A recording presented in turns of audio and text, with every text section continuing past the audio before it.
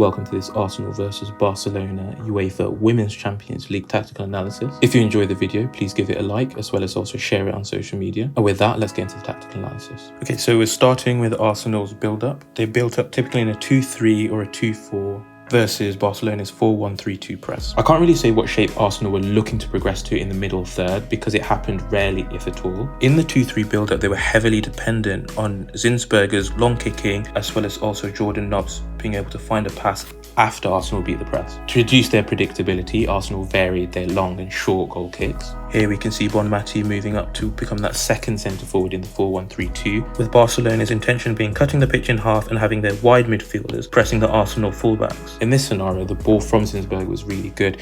Unfortunately, Nobbs wasn't able to really control it in time. She was of course pressured. We see that with just how many players Barcelona are able to get within close proximity of her before she really gets control of the ball. And so Jordan Nobbs kicks it long without any real accuracy, obviously hoping to get Ford or maybe Paris in behind. But I think this pass kind of set the tone for Arsenal's progressions from deep going forward. In this scenario, we've had Zinsberger play it short to Beattie.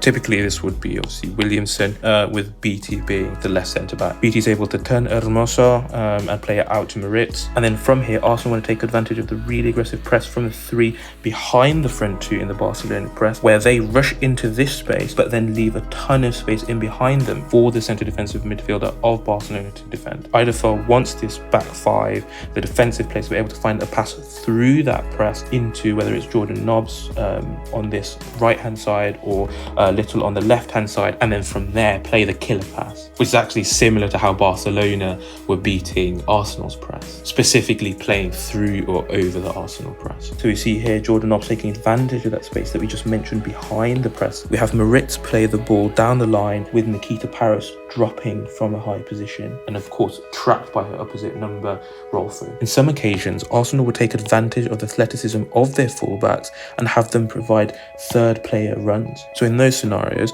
Arsenal want their fullbacks to provide that third player run such that after combination with Nobbs or Little and the wide players, the third player run, the fullback will be free to receive the ball, hopefully beyond the tracking player of Barcelona. So we're thinking either of Martins or Granogrovic. Forgive me for butchering that name. And on a number of occasions, Arsenal were able to do that. So as mentioned, we can see Moritz making that run from deep. And we have Jordan Nobbs looking to take advantage of that space behind that 3-2 of the Barcelona 4-1-3-2 press and look to spring the Arsenal attack. Unfortunately, again, Barcelona are able to get a player really close to Nobbs and block that pass, deflect it and kind of kill the attack. Despite it landing with Mead, the momentum of the attack is gone. So in this scenario, we have Arsenal building up from deep. We've got a quick throw out from Zinsberger and we have the third player run. Barcelona pressing their 4-1-3-2.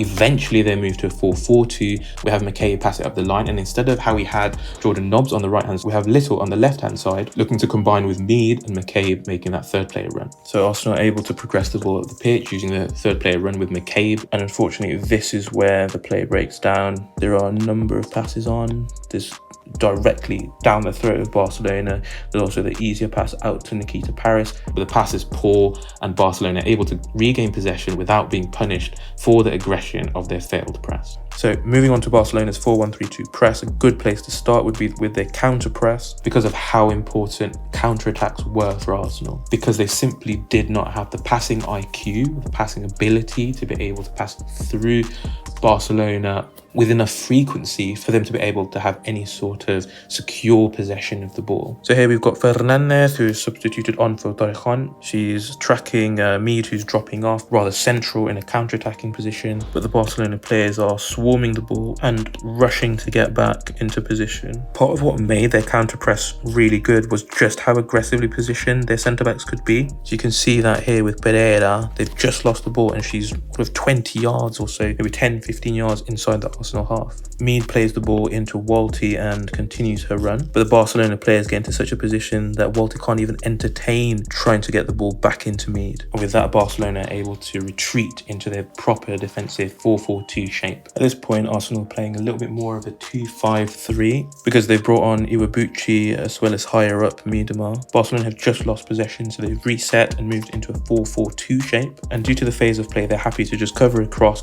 and prevent easy progression up the channels for Arsenal.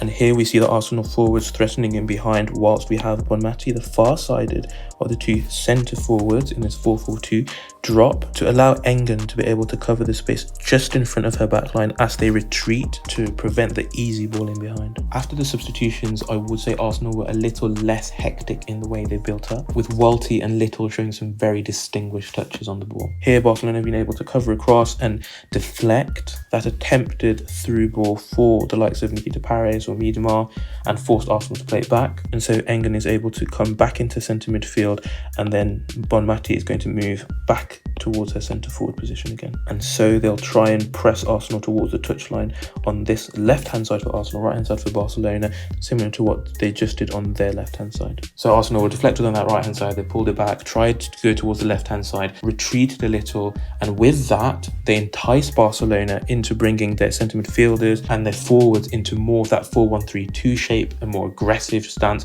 and with that there's a little bit more space for the likes of Zinsberger to be able to play that long ball into Nikita Paris.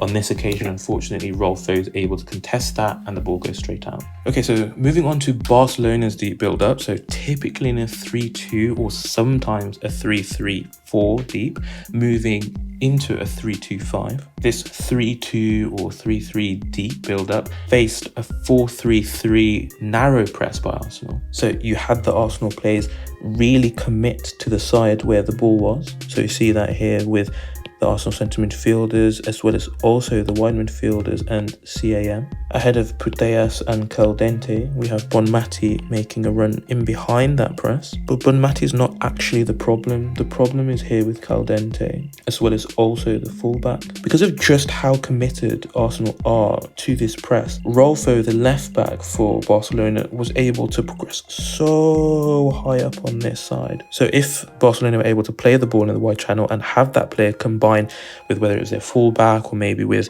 Bonmati or Hermoso in those like half spaces, or the Barcelona players were able to play the ball over the Arsenal press, it didn't really matter.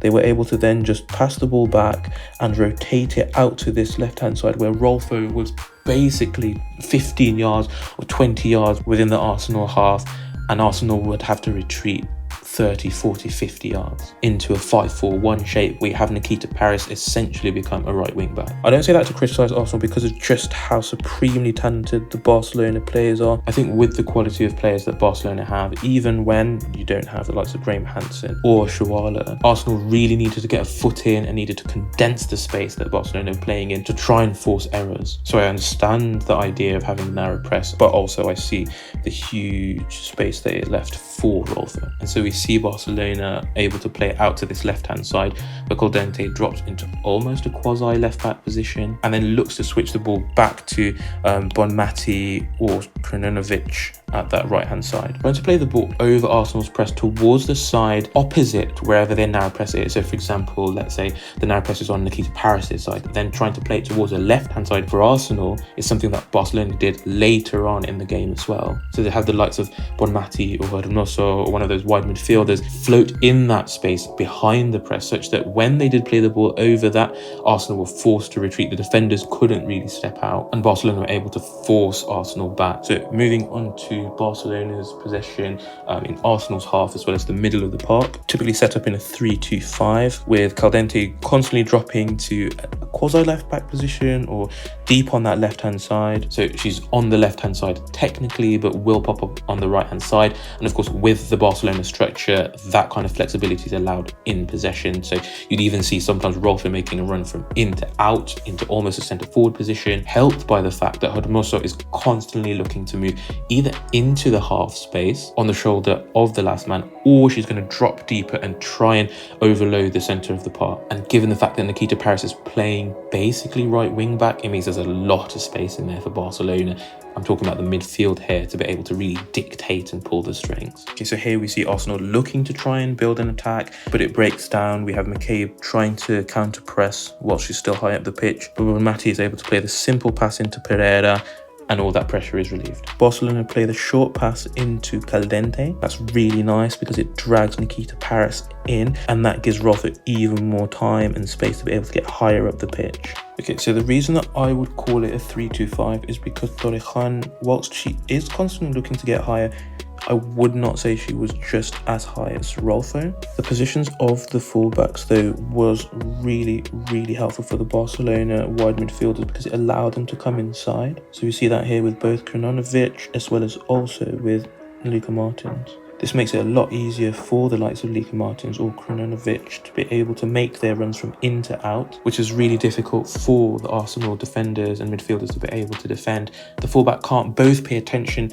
to the player on the ball as well as also their inside shoulder and the player running towards the outside shoulder. So it puts a lot of stress on the communication of the defensive unit of the team. Okay, so we can see that run being made, the in to out run by Krunanovic, with Bonmati also making a run to support. And Hermoso, your number 9, floating almost like in a number 10 position, with Luka Martins instead in that centre forward position. When Hermoso dropped, as we mentioned, she liked to take up positions in the half spaces, as well as also drop like she is here.